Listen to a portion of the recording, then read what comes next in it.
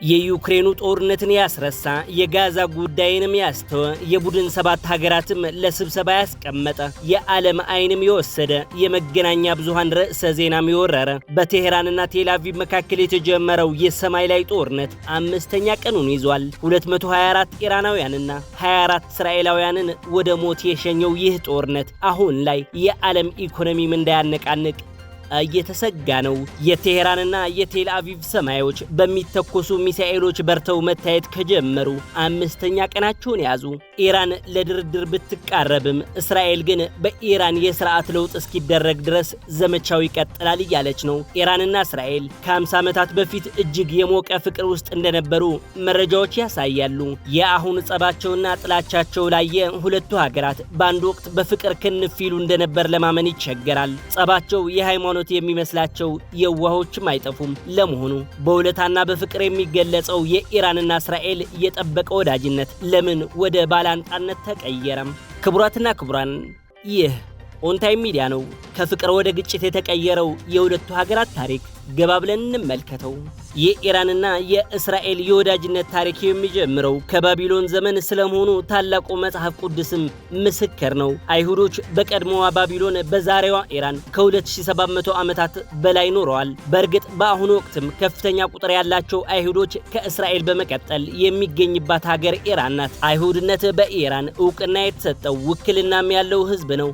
የኢራንና የእስራኤል የወዳጅነት ጥግ ሲገለጽም ሁሉም የሙስሊሙ ዓለም ሀገራት እስራኤል በ1940ዎቹ ስትመሰረት እውቅና ሲነፍጓት ከግብጽ በመቀጠል የእስራኤልን ህልውና የተቀበለች ብቸኛ ሀገር ኢራን ነበረች። ቴህራንና ቴልአቪቭ በዛ በፍቅር ጊዜያቸው ትራንስ ኤዥያቲክ ኦይል የተባለ የጋራ ኩባንያም ነበራቸው። በተለይም በ1970ዎቹ ደግሞ ኢዝራኤል ኢራንያን ፓይፕላይን የተባለ የነዳጅ መስመር ዘርግተው ለአውሮፓ ነዳጅ በጋራ ቸብችበዋል። ይህ ብቻ ሳይሆን ፕሮጀክት ፍላወር የተሰኘ የሁለቱ ሀገራት ወታደራዊ ጥምረትም ፈጥረው ነበር። የአሁኖቹ ባላንጣዎች በአንድ ወቅት የሳዳም ሁሴን ሀገር ኢራቅም በጋራ ሆነው ወግተዋታል። በዚህ ሳያበቃ የአሁኑ የኢራን የስለላ ተቋም ሳቫክ የሰለጠነውና የተጠናከረው በእስራኤሉ ሞሳድ ነው። አስገራሚው ነገር አሁን ላይ የእስራኤልን ሰማይ በፍንዳታ እያበሩ ያሉት የኢራን ሚሳኤሎች ጥንስሳቸው ላይ የእስራኤል ሚና በዛ በፍቅራቸው ወቅት የጎላ እንደነበር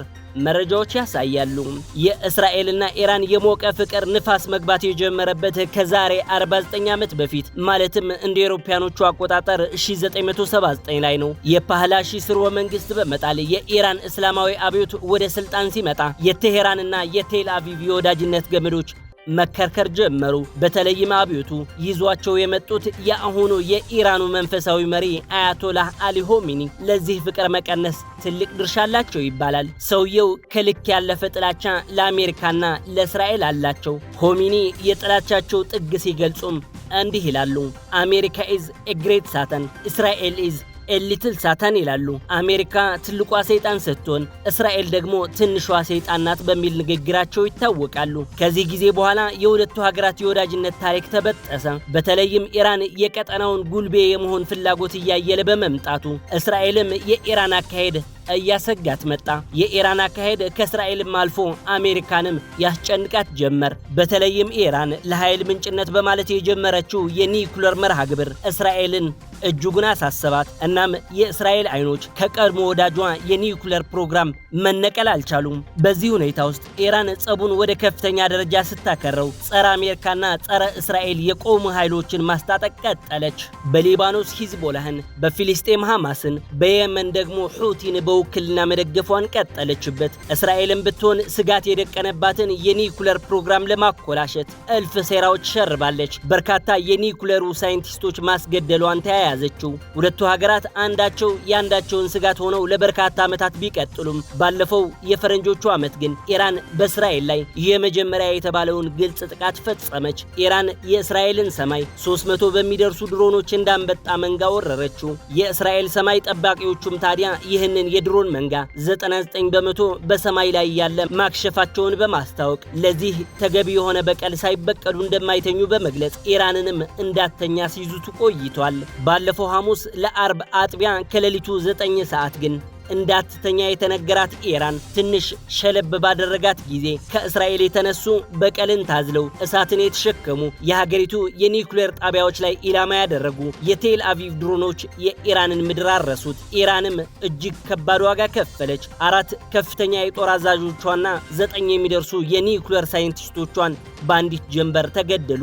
ዕውቅ የኒውክሌር ቀማሚዎቿን ተነጠቀች። እስራኤል ይህንን ዘመቻ የሚያንሰራራ አንበሳ ራይዚንግ ላዮን በማለት ሰየመችው። በዚህ ዘመቻ የቴሄራን የሀገሪቱ የጦር ኢታማጆር ሹም መሐመድ ባህጋሪ ተገድለዋል። ባህጋሪ ከ20 ዓመታቸው ጀምሮ የተቀላቀሉበት የኢራኑ አብዮታዊ ዘብ መሪ ነበሩ። ሌላኛው ደግሞ በዕለተ ሐሙስ እስራኤል በኢራን ላይ ማንኛውም ጥቃት ከሰነዘረች ኢራን የገሃነም በሮች ትከፍታለች የሚል መግለጫ ሰጥተው የነበሩት የአብዮታዊ ዘቡ ዋና አዛዥ ሆሴን ሳላሚ ናቸው። ሆሴንም ይህ መግለጫ ከሰጡ ከሰዓታት በኋላ ነው የተገደሉት። የጥምር ጦር እንቅስቃሴ መሪና የአየር ኃይል አዛዥን ጨምሮ 9 ታዋቂ የኒውክሌር ሳይንቲስቶችም ተገደሉ። ኢራን በእስራኤል ከተከፈተባት ድንገተኛ ጥቃት በኋላ ወደ አጸፋ የገባች ሲሆን ቀድማ ያደረገችው ራሳቸው የሚሰው 100 ድሮኖች ወደ እስራኤል ሰማይ መላክ ሲሆን በቀጣዮቹ ቀናትም የሚሳኤል ናዳዎች ወደ ቴል አቪቭ ማስወንጨፏን ቀጥላለች። ኢራን ዛሬ ጧት ለ9ኛ ጊዜ ሚሳኤሎች እያስወነጨፈች ስትሆን የእስራኤል ጦር ደግሞ ሚሳኤሎች ለማክሸፍ እየሰራ መሆኑ የገለጸ ሲሆን አንዳንዶች ግን የኢራን የተወሰኑት ሚሳኤሎች ከእስራኤል መከላከል አቅም እንዳይሆኑ የሚል ጥርጣሬ እየገለጹ ናቸው። እስራኤልም ኢራንን ማጥቃቷን አላቆመችም። በዕለተ እሁድ ብቻ የሀገሪቱ የስለላ ኃላፊን የገደለች ስትሆን ትናንት ደግሞ የኢራን የቴሌቪዥን ጣቢያ የቀጥታ ስርጭት በነበረበት ወቅት እንዲፈነዳ አድርጋለች። ጋዜጠኛዋ በስቱዲዮ ያለች ይህ ድምጽ የሀገራችሁ የተወረረችበት ድምጽ ነው እያለች በነበረችበት ጊዜ የህንጻው ፍርሽራሽ ወደ ስቱዲዮ ሲገባ በቀጥታ ስርጭት የታየም ሲሆን ይህ ቪዲዮ የዓለም መነጋገሪያም ሆኗል። በእርግጥ አልተቀረጸም እንጂ የኢትዮጵያ መንግስትም ሰራተኞች በስቱዲዮ ያሉ የድምጽ ወያነ ቴሌቪዥንን ተቋም በድሮን መደብደቡ የሚታወስ ነው። ያም ሆነ ይህ በኢራንና በእስራኤል መካከል የተጀመረው ጦርነት 224 ኢራናውያንና 24 እስራኤላውያንን ገድሏል። የእስራኤሉ ጠቅላይ ሚኒስትር ቤንያሚን ኔታንያሁ አንድ ጥያቄ ከኤቢሲ ኒውስ ቀረበላቸው። የኢራኑ መንፈሳዊ መሪ አያቶላህ አሊ ሆሚኒ ይገደላሉ ወይ የሚል ጥያቄ። ኔታንያሁ እንዲህ አሉ። የእስራኤሉ ዘመቻ በኢራን የስርዓት ለውጥ እስከማድረግ ይደርሳል፣ የምንፈልገውን እናደርጋለን ሲሉ ተደምጧል። የአሜሪካ ባለስልጣናት ግን የሆሚኒን የመግደል እቅድ አልተቀበሉትም እየተባለ ነው። ኢራን ንግግሮች እንዲደረጉ ብትፈልግም የሚቀድመው ግን የእስራኤል ጥቃት ማቆም ነው እያለች ነው። የኢራኑ የውጭ ጉዳይ ሚኒስትር እንዲህ አሉ። ትራምፕ ጦርነቱ እንዲቆም የሚፈልጉ ቢሆኑ በአንዲት የስልክ ጥሪ ሊያደርጉት እንደሚችሉ በመግለጽ ጦርነቱ ከአሜሪካም የአረንጓዴ መብራት የተሰጠው ስለመሆኑ ተናግረዋል። የቡድን 7 ሀገራት በጉዳዩ ላይ ለመምከር በካናዳ ተሰብስበዋል። ትራምፕ ጦርነቱን መጋጋሉን ተከትሎ ስብሰባውን አቋርጠው ወደ አሜሪካ ተመልሷል። በኢየሩሳሌም የሚገኘው የአሜሪካ ኤምባሲና በቴል አቪቭ የሚገኘው ቆንስላም ተዘግቷል። እስራኤል ዛሬ ደግሞ ከተሾሙ 3 ቀን ያልሞላቸው አዲሱ ኢታማጆር ሹም ገደልኩ እያለች ነው። የእስራኤል ቀጣይ የጥቃት ኢላማዎች የኢራን የነዳጅ ኩባንያዎች ላይ ያነጣጠረ ስለመሆኑ እየተገለጸ ሲሆን ይህ ደግሞ የዓለም የነዳጅ ገበያን እንዳያናጋው እየተሰጋ ነው። ኢራን ከዓለማችን የነዳጅ አቅራቢዎች ግንባር ቀደም ስለመሆኗ የሚታወቅ ነው።